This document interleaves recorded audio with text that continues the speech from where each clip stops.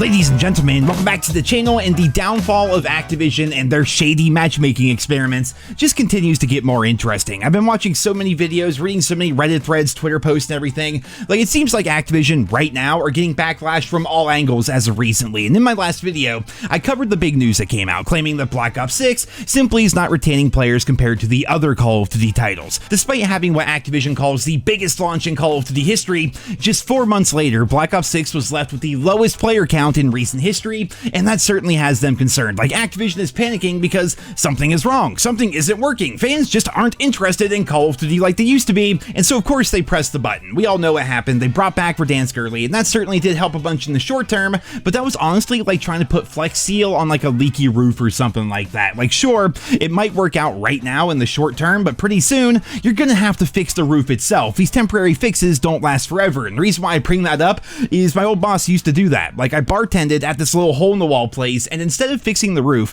I came to find out that the guy that owned the place was simply putting Flex Seal on it every couple of months. Well, it wasn't very long, maybe a month or two of me working there, before water started pouring in so bad that it caved in the ceiling in the women's bathroom, and the same thing is happening to Activision. I wish I had a picture or a video of that. It was freaking creepy. Like, you had the giant light fixture in the middle of the bathroom, and there's this giant hole in the ceiling with water pouring down right next to the active light bulb. It was a massive hazard for sure, and band-aids like that and short-term solutions do not fix the core problem when it comes to anything, and the same is true of Black Ops 6 and the Call of Duty franchise. Exclusive Ace did a video on this yesterday, and the chart that he posted was really interesting because, again, Black Ops 6, despite having the biggest launch in history and the backing of the 40 million Game Pass subscribers, they only had a retention rate of 61% going into March. I mean, Modern Warfare 2 was more popular, for crying out loud, and Modern Warfare 3 was able to gain players despite having a rough launch due to its marketing and that whole, $70 DLC thing. Like, the marketing behind Modern Warfare 3 was not good. The launch of Modern Warfare 3 was not good. There wasn't really a whole lot of hype or anything. It felt like a $70 DLC, but that's why they say not to judge a book by its cover, because it turns out Modern Warfare 3 is one of, if not the best game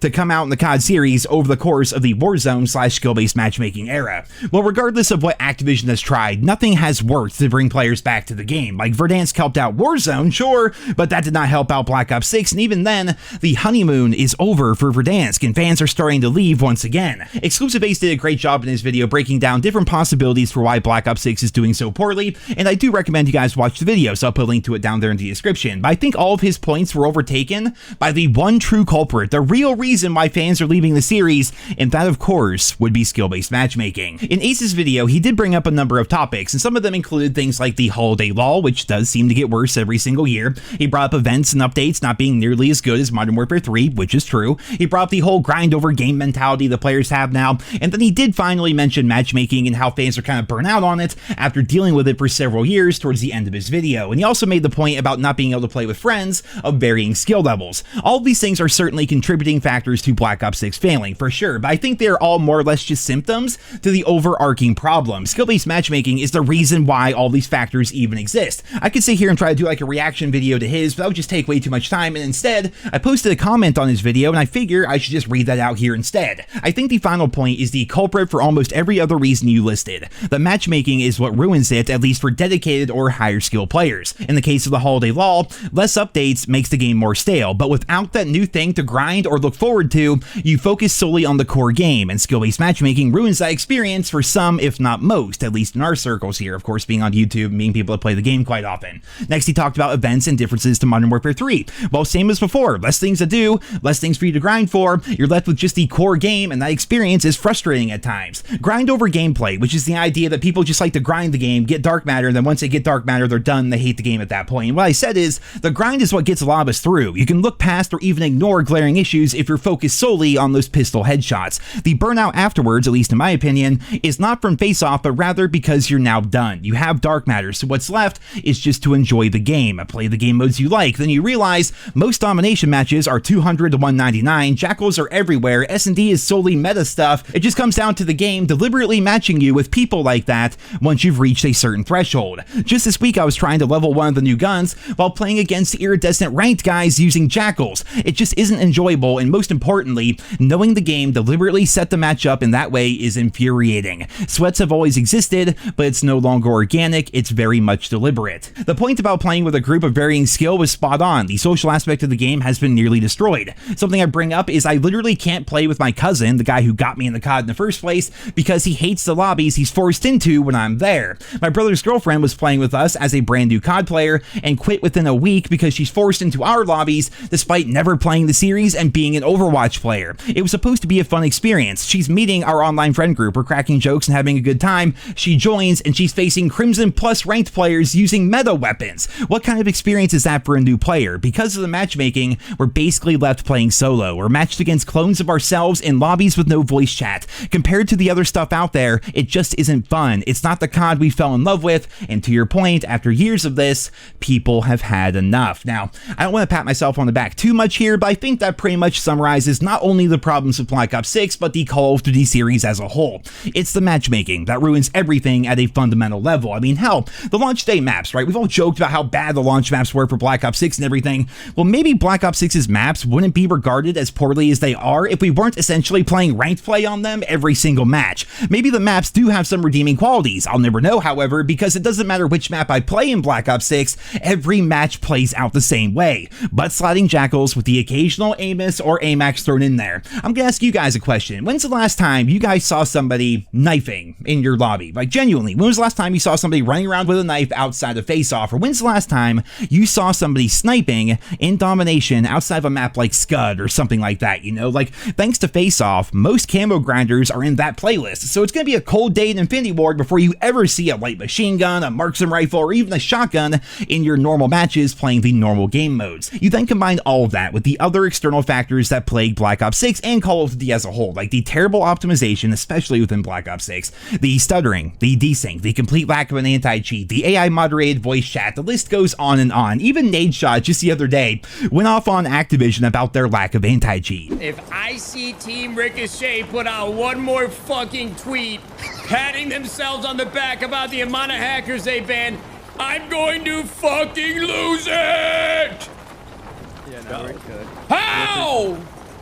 Can you spend any time or resources telling people how many people you banned when the hacking has never been worse? It's only getting worse. There were less hackers before they tweeted about all the hackers that they banned. How, Sway? I then got an interesting email about the server issues that are going on within Warzone, and I figured it was worth sharing here today. So in this email, the person says, "Hey man, figured this would be useful to you. Also, if you plan to share this, please don't use my full name as I'm still employed by Google. I can provide credentials if necessary. So I am contracted by Google Cloud Network Services as a software engineer. Basically, I work on backhand coding for cloud network services. I have some information for you in regards to the disconnect during games. With the launch of Verdansk, Activision temporarily increased server capacity by using external cloud services. Activision currently leases cloud servicing through Google. It appears that they downgraded their server capacity with the Season 3 Reloaded update. They are no longer using external servers and have reverted back to standard. The issue now is that the standard servers can only handle a certain amount of data per client region. Verdansk brought with it a lot of cloud data needing to be transferred, and their servers simply can't handle that amount of data. I can't see everything on my end, but I can still see enough to provide you that information." So when it comes to stuff like that, always take it with a grain of salt, but it sure does sound like Activision tried to pull a fast one on the community. We've talked about the re-release of Verdansk a metric shit ton of times here in the channel, and specifically we've talked about how they put all of their eggs into one basket. Like, that's why they delayed Season 3. That's why multiplayer is barely getting any updates. That's why they brought back all the guns from Modern Warfare 2019. That's why we have a freaking 420 event going on within the middle of May, and that's also why the update went through without a hitch. It sure sounds like Activision finally spent some real money to make sure the re-release of Verdansk went well, and it paid off. Like, fans were happy, the game was running well. Hell, even I played it quite a bit, and I didn't really notice any problems with the servers whatsoever during the initial re-release of the map. That being said, however, ever since Season 3 Reloaded, everybody has been saying it's gotten worse, like more lag, more stuttering, more desync, and worst of all, disconnects even within ranked play, for crying out loud. And according to that supposed Google software engineer, it's because Activision cheaped out and stopped paying for external network services, and their hamster wheel real servers simply just can't keep up anymore. It's been almost 2 weeks since Season 3 Reloaded, and nothing has got better. If anything, it's only gotten worse, and instead of reinvesting all of their unicorn bundle money back into making a stable gameplay experience, Activision basically just said, fuck y'all, deal with the servers, we're not paying any more money. That is coming from a trillion with a T dollar company, mind you guys, and that perfectly encapsulates what's wrong with the Call of Duty franchise. The people at the top are so out of touch with reality that they can't see the glaring problems right in front of them. They choose to save money by cheaping out on the servers, and then they wonder why people are leaving. They choose to save money by not investing in their anti-cheat, and then they wonder why people are leaving. They choose to keep skill-based matchmaking in the game despite it being a demonstrably terrible system, and they wonder why people are leaving. They're out here even surveying fans to try to figure out how they can make skill-based matchmaking even thicker. Like, for crying out loud, guys, you remember how recently I played against those iridescent top 1,000 in the world people in freaking public matches trying to play on the new maps? Well, despite leading that lobby, it wasn't fun whatsoever. I just want to play COD like we're supposed to. If I wanted to play ranked play, I'd play ranked play. But then after that, Activision had the audacity to ask me what I thought of the difficulty of that particular match. Like, dude, it's Call of Duty at the end of the day, right? It's not hard, but it just isn't fun to have matches like that. Like, having a rigged and manipulated system to predetermine matches and specifically match me with the sweatiest people imaginable isn't fun. Like, it used to be fun back in the day when it happened organically. Like, I'm sure a lot of you remember the good old days, right? You remember you're playing COD, maybe you're playing solo with one or two buddies, maybe you have a full group of people going on, who knows, but you're playing COD and you notice a full party joins that lobby and you're like, oh shit, we don't see that too often. So you lean forward a little bit, you put your try hard panties on, and you see how you do against that full team. And win or lose, that experience was a rarity, and usually it was a lot of fun, and it created some of the most memorable experiences that you have from the golden era Call of Duty titles. Once that match was over, you then go back to your normal matches with normal people who were organically put in that lobby, because back then ping was truly king, and here in Black Ops 6 that simply isn't the case anymore. Every single match is like that one experience where it's just like the sweatiest enemy team imaginable, and it goes from being like this special occasion that you remember and reflect on fondly to being something you see all the time. The same thing is true of the small map playlist. Like, back in the day, and I'm sounding like a bit of a boomer, old man yells like cloud here, but I think a lot of you guys probably agree. Back in the original Black Ops, even Black Ops 2, even, you know, Nuketown, right? Nuketown did not have a dedicated playlist like it does now. If it did, it was a weekend event, and that was it, and it was huge. Like, oh shit, Nuketown 24/7 this weekend, like, clear the schedule, that's all we're doing this weekend, right? And when Nuketown did show up organically within the map rotation,